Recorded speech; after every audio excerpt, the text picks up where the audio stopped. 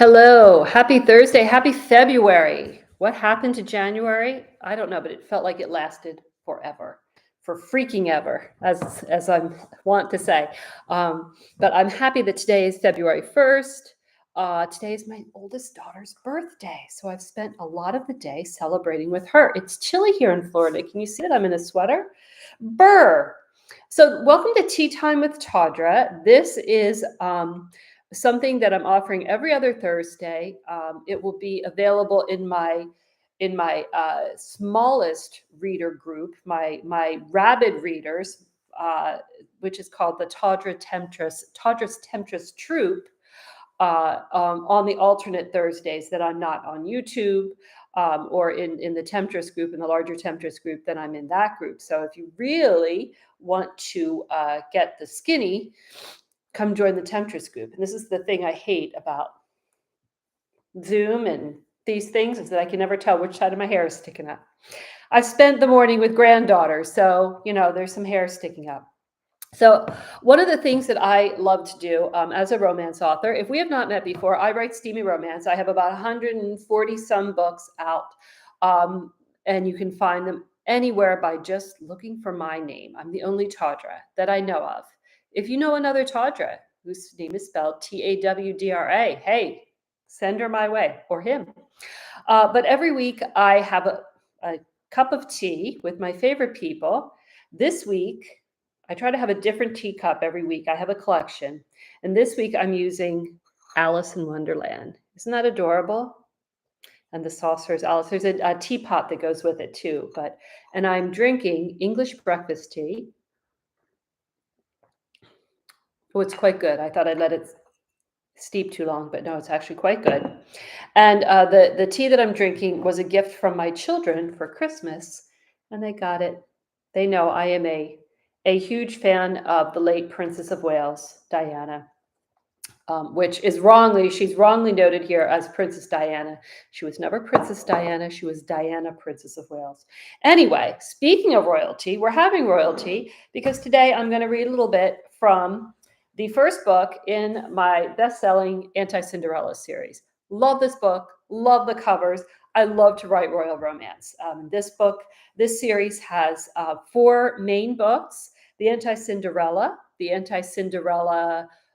Takes London, and the Anti-Cinderella Conquers the World. And then the newest one that was released last year was actually there's 2 more. I forgot that they're both novellas. One is the Anti-Cinderella Gets Crowned, and the Anti-Cinderella A Very Royal Christmas. So those are all available everywhere. Okay, what is going on in the world of writing for me right now? Well, I am still working on The Wanted one, which I have pushed back the release date for that. It was supposed to release next 2 weeks on February 13th, but it's actually going to release on March 12th. And that is because I am going to be in New Orleans at the end of this month, and I really needed the time to be able to get its release ready. And you finish Christmas and it just takes a long time. I was away for a week between Epiphany and in the first week of Epiphany I was away, and then just trying to get everything ramped up. And I'm going to New Orleans with a conference that I'm helping to organize. So there's been a little bit of that going on too, plus 2 birthdays. My oldest granddaughter turned 5 at the beginning of, or in the middle of January. And then, as I said, today is my daughter's birthday. So with all of that, I decided we were going to wait until March. Besides, we need something in March, right? So that book will be coming out. I'm loving, loving, loving it. That book is the 25th book in my also best-selling Love in a Small Town series. So if you want to get ready for that one, you can start reading those books right now. They're available everywhere. And those are all standalone, steamy romances, all with different tropes and subgenres. This one is going to be a fake marriage, or it is. It's not, it's going to be, it already is, a fake marriage, slow burn, grumpy sunshine, wounded heroine, that whole genre. The story is about Wyatt, who was married to a woman who they had a child, and then she knew she was not cut out to be a mother. She didn't want to be a wife anymore, so she left. She's not a bad person. She's not, she's not the villain of the piece by any stretch of the imagination.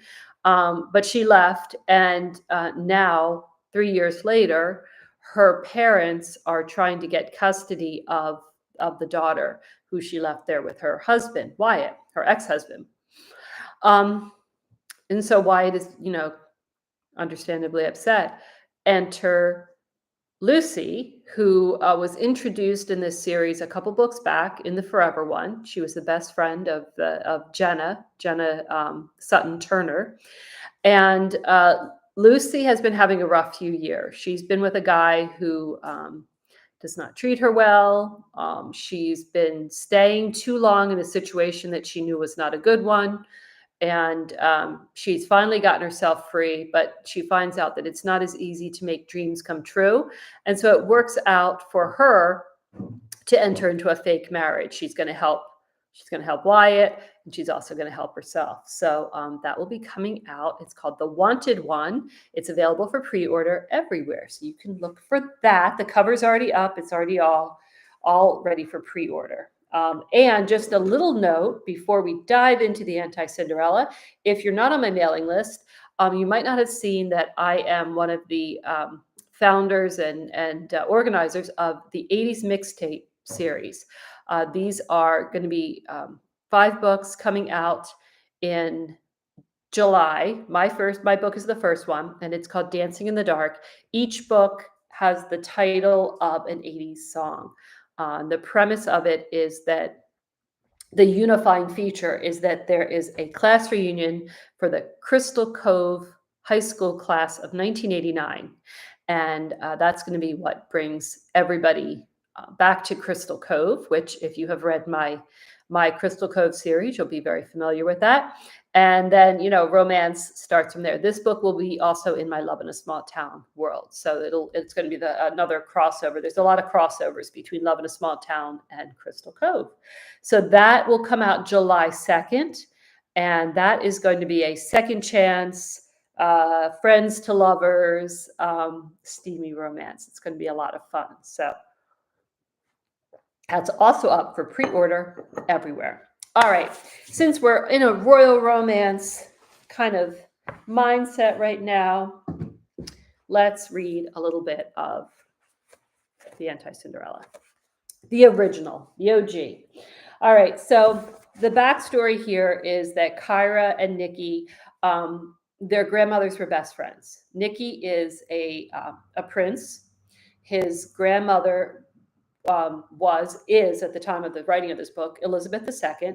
I did not create a new royal family. I added on I gave Elizabeth and Philip, Prince Philip, the late Prince Philip, the late Duke of Edinburgh, and her late Majesty, Queen Elizabeth II. I gave them a fourth son, a fifth child, a fourth son.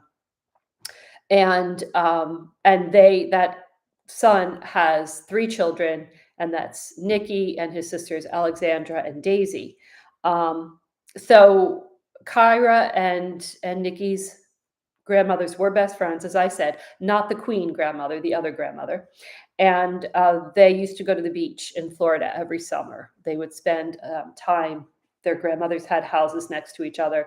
And when they were teenagers, they shared a kiss, and then she never saw him again because life took Nikki away. He's 2 years older than her. He was 16. Life took him away. She went in a different direction. They just reconnected at her grandparents' house up in Maine. She is in graduate school for sustainable agriculture in Maine. And he is involved in something very similar. So they realize that they have stuff in common. And he kind of coerces her into letting him see the garden that she's doing for her final project. And then he has to go away for a little bit, comes back and asks her to have dinner with him up in his hotel suite. So they've had dinner and they're chatting now. I'm sorry I didn't come back after that summer, Kai. My hand was still on Nikki's knee, and he covered it with his own. I'm sorry I didn't write to you or try to keep in touch. I wanted to. He paused. The truth is that I'd spent the entire 3 weeks of that last summer we were together trying to work up the courage to kiss you. I was furious with myself that it took me until the last night. I kept thinking of what could have been if I hadn't been such a slacker. I laughed softly. We had a good time regardless. When I think back on those summers, all I remember are good times. We didn't have any worries or cares, did we? Just the beach and ocean and food and games and sandcastles. I narrowed my eyes. We did, and maybe if I'd kissed you earlier, it would have ruined our fun for that year. I don't know. Still, I had every intention of writing you letters once I got home. I had them all planned out, these romantic pages, saying everything I hadn't had the guts to tell you in person. But then I got back home, and you forgot about me, I finished for him. I was a distant memory. No, Nikki disagreed. I didn't forget you. I never did. But you became a little fuzzier in my mind. You were 2 years younger than me, and I was only 16. Also, when I put my head down, then I really can see my hair there. There we go. That's a little bit better. I was only 16. It wasn't like I was going to fly over and see you at school holidays or expect you to come see me. I figured we'd see how we both felt the next summer. And the next summer never came, I sighed. Well, as you said, we were kids. Don't worry, Nikki. I didn't sit around moping over you. I missed you the next year, but I wasn't pining with a broken heart. I got on with life. Good to know, I think. Lifting my hand, he held my fingers in his palm, staring down at them. I have to leave tomorrow morning. I have those engagements in Toronto, the official part of this trip. I'll be busy for the next 7 days. I tried to smile, but I couldn't deny the burn of regret, the disappointment of being left again. That was ridiculous. I knew full well that Nicky had his own busy life and it didn't mesh at all with mine. You'll have fun. I hear the Canadians are a wild bunch. He snorted. I'll get through it. But then afterward, I'm coming back here for one more meeting that couldn't be scheduled during this time. It's a lunch thing, and then I don't leave again until the following day. Will you have dinner with me that night? Glad anticipation zinged through my heart, but I had to tamp it down. I couldn't build up hopes and dreams that didn't have a chance. I might not be able to survive their inevitable knocking down. Do you think that's a good idea, Nikki?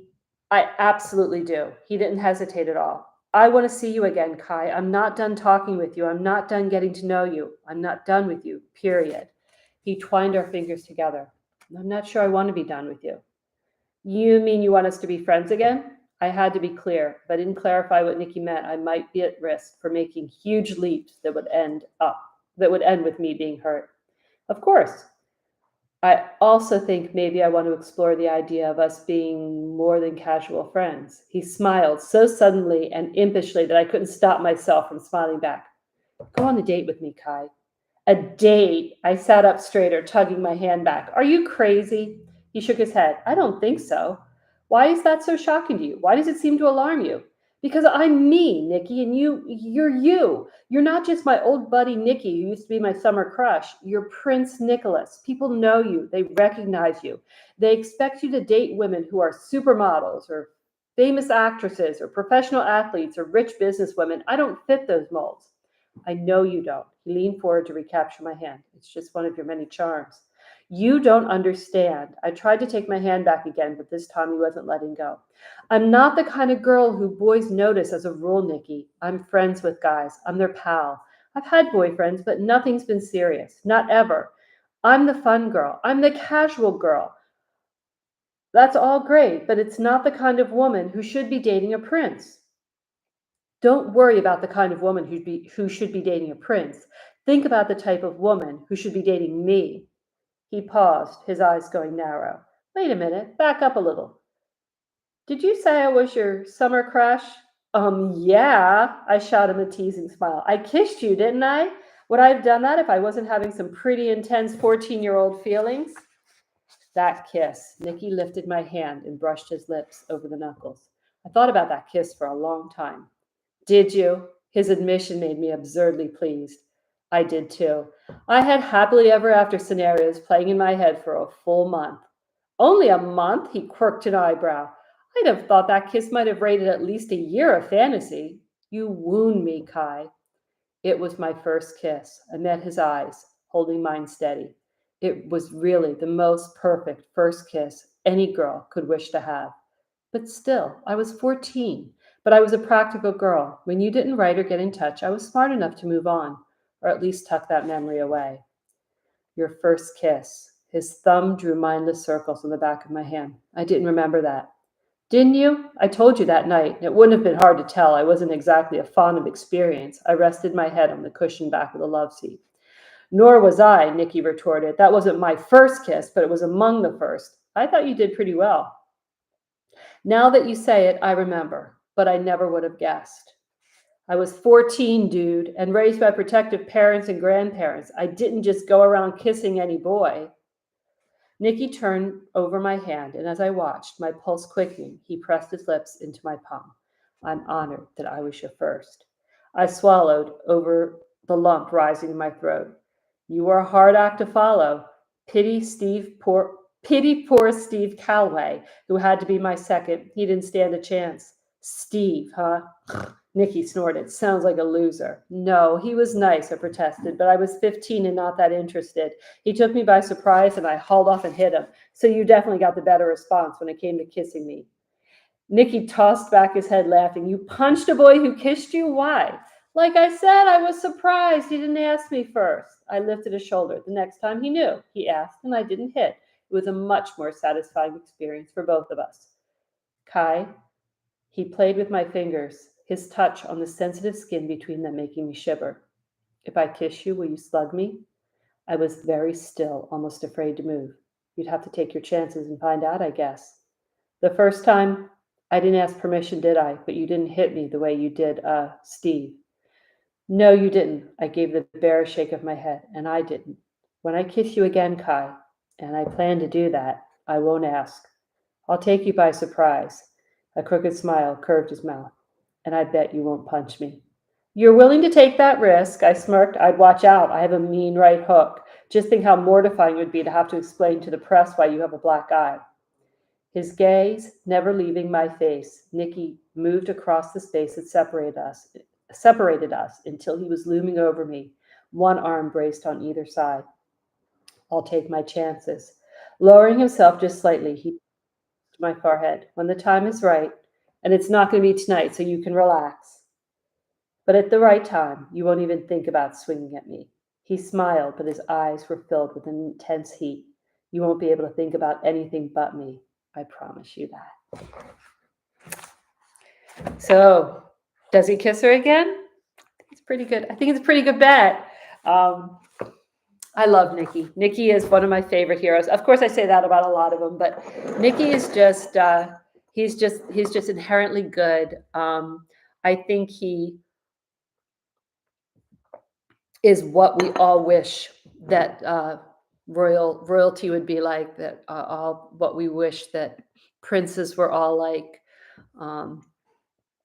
And he's very respectful of Kyra and her needs and her own projects and her life and her ambitions. One of the great things I love about this book is it talks a lot about sustainability and climate change and other things that I'm very passionate about too. So anyway, well, I thank you for joining me on this first Thursday in February. I hope that your February is filled with love and laughter and joy and lots of reading.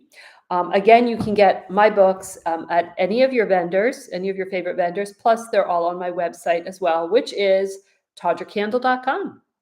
Tawdra with a T, Candle with a K, and you can find all the books there. So join me. I'll be back here in 2 weeks, which would be February 15th, the day after Valentine's Day, and I will be back here to dish some more and share some more tea. I hope you have a wonderful rest of your week and weekend. Bye-bye.